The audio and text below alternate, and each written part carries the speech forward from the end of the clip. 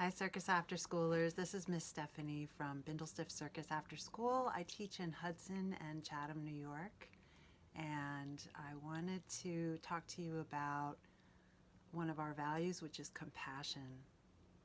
Compassion is the state of mind that allows you to feel sympathy for someone else's feelings. So if you know that somebody that you love or care about is experiencing fear or sadness, this part of you wants to reach out to that person and make them feel loved so that they can start to heal and feel better. I want to talk about what it means to be compassionate with yourself also, because this is a time when a lot of things that we're comfortable and familiar with have gone upside down. We're not in school together anymore. We don't see our friends on a daily basis. Family members may be ill or may have even passed on. Everything's different, and this causes some fear.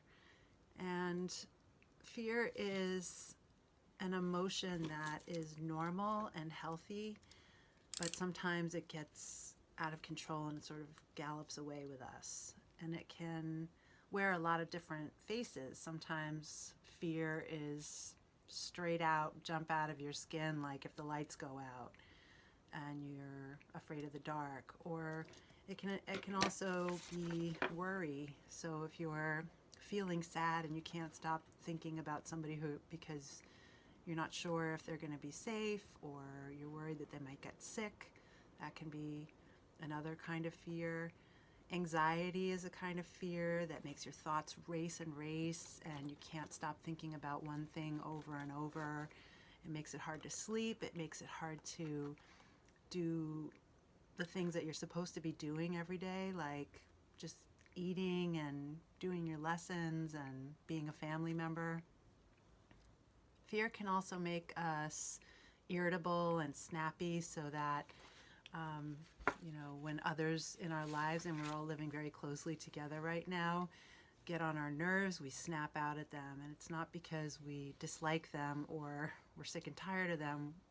We're just, underneath what we're feeling is that constant fear. So once again, fear is not a bad emotion, and it's not a monster that can eat you alive.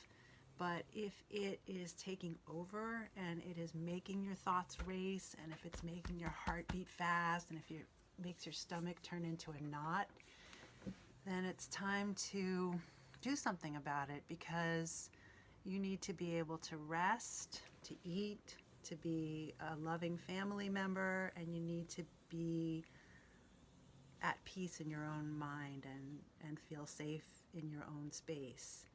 So I'm going to suggest a thing that you can do to help yourself put fears aside, at least for a little while, and get on with the daily business of living, which means being a kid, playing, learning, exploring, laughing, sometimes crying, but all in balance. You might need a grown-up for this. I found a little box that had come from something we ordered, and I cut a little hole in the top of it. And if you're big enough to use scissors or a knife to do that, great. And if not, ask a grown-up in your house to do this for you. Next, I'm going to decorate the box, because this is going to be a special place where I'm going to let my fears rest. So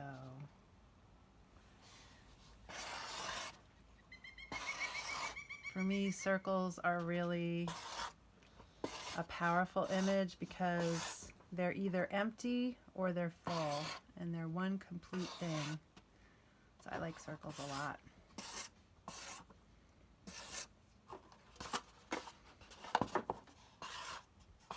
I'm thinking about somebody in my life who I always felt like I could tell my troubles to. She was very strong in my life. She always showed me love. That was my grandmother. And so when I'm making this box, I'm going to name it after my grandmother.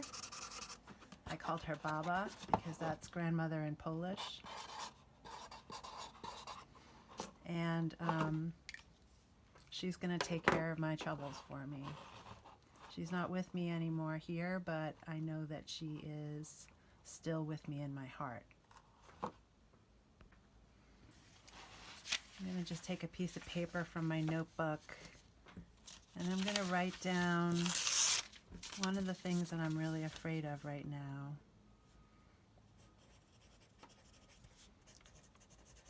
Which is being lonely. And I'm going to fold it up.